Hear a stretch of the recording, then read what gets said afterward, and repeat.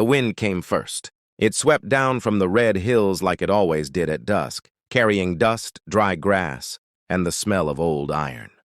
The kind of wind that whispered reminders of bones, buried shallow and promises broken deeper. It rattled the fence posts and moaned through the cottonwoods along the ravine, as if the land itself were warning anyone foolish enough to listen. 3 figures knelt in the dirt. Their hands were bound behind, their backs with rope already, darkened by blood and sweat, knees pressed into gravel, heads bowed not in prayer, but in exhaustion so deep it felt heavier than fear. They had run for days. Now there was nowhere left to run. A man on horseback circled them slowly, his horse snorting impatiently. The rider's boots were polished, his hat clean. Too clean for a man who lived honestly out here. He carried a rifle across his lap, resting casually like an extension of his arm. "Last chance," the man said. "Tell me where the gold is." The woman in the center lifted her head. Her face was streaked with dirt and dried tears, her hair tangled and matted. She couldn't have been more than 25, but hardship had carved years into her eyes. Beside her knelt 2 children, a boy maybe 10, a girl no older than 7. They leaned into her, trembling, trying to make themselves smaller. "There is no gold," the woman said hoarsely. "I swear it." The rider laughed, sharp and humorless. "Everyone swears." He nudged his horse closer. The children flinched. "Please," the woman whispered, her voice breaking now. "We'll work.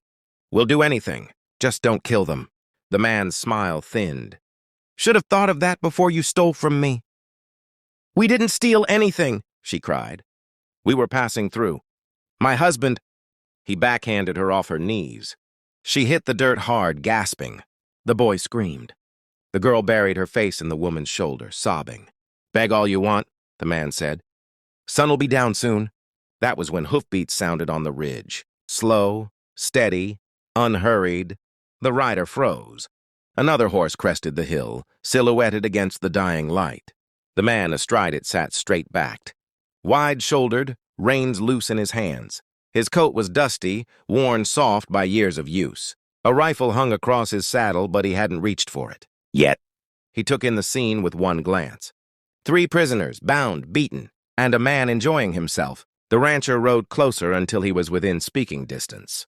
"What's going on here?" he asked. The other rider scowled. "This don't concern you. Move along." The rancher's gaze shifted to the children. The way the girl's shoulders shook. The way the boy had placed himself slightly in front of them, fists clenched though he couldn't fight anyone. The rancher's jaw tightened. "It concerns me," he said. The woman lifted her head again, eyes widening. Hope flickered there, fragile, terrified, dangerous. "Please," she whispered. "Please, don't leave." The other rider turned fully. Toward the rancher now. "You know who I am?" The rancher nodded once. "Yeah, I do." "Then you know what happens to folks who interfere."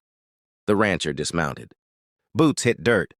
He stepped between the man and the kneeling family. "Untie them," he said calmly. The rider laughed again, but there was tension in it now. "You've lost your mind." "Maybe," the rancher said, "but I haven't lost my conscience." Silence stretched. The wind howled. The rancher met the man's stare, unblinking. "I'm not walking away," he said. One, the rancher who stood still. Caleb Hart had walked away once before, years ago when it would have mattered most. He hadn't meant to. He told himself he had no choice. That one man couldn't stop a town. That survival sometimes meant keeping your head down. But memory didn't care about excuses. It came for him at night, the sound of boots on wood, a woman crying, a door slamming shut, a body found too late. So when he saw the family kneeling in the dirt, something inside him hardened like cooled steel. The other rider's hand twitched toward his gun. Caleb didn't move. "You kill them," Caleb said evenly. "You'll have to kill me too." The man sneered. "You think I won't?" Caleb shrugged slightly. "I think you won't like how loud it gets if you try." A long moment passed. Then the man spat into the dirt. "This ain't worth it," he muttered. He backed his horse away slowly, eyes never leaving Caleb, then turned and rode off into the gathering dark. The sound of his hoofbeats faded. The woman collapsed forward, sobbing. Caleb knelt and cut the ropes from their wrists. "You're safe," he said. She grabbed his coat with both hands, shaking. "Thank you. Thank you. I thought—" "It's over," he said gently. "You're alive." The boy stared up at him. "You didn't have to help us." Caleb met his gaze. "Yes," he said quietly. "I did." To the people who had nothing left. They camped that night by the creek. Caleb gave them water, food, blankets. The children ate like they hadn't seen a proper meal in weeks. The woman apologized between bites as if survival itself were an inconvenience. Her name was Mara. The children were Eli and Rose. Their husband and father had died 3 months earlier, fever, miles from any doctor. They'd sold everything to keep moving west, chasing rumors of work that never existed. "Everywhere we went," Mara said softly. "We were too late. Or not wanted."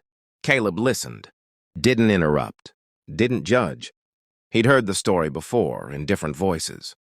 The West was full of broken promises and people crushed beneath them. When the fire burned low, Mara looked at him, eyes red-rimmed. "We can work," she said quickly. "Hard, whatever you need. I'll do anything. Just don't turn us away." Caleb stared into the flames. Those words again. "We'll do anything." He'd heard them spoken out of desperation too many times. He hated what the world forced people to trade for survival. "You don't owe me anything," he said. Mara blinked. "Then why?" "Help us," he exhaled slowly. "Because someone should have helped a long time ago." A place to breathe. Caleb's ranch sat wide and quiet, nestled between hills that blocked the worst of the wind. The house wasn't big, but it was solid, built by hands that believed in staying. Mara hesitated at the gate, fear warring with hope. "We won't cause trouble," she promised. Caleb opened the gate wider. "You won't cause any here."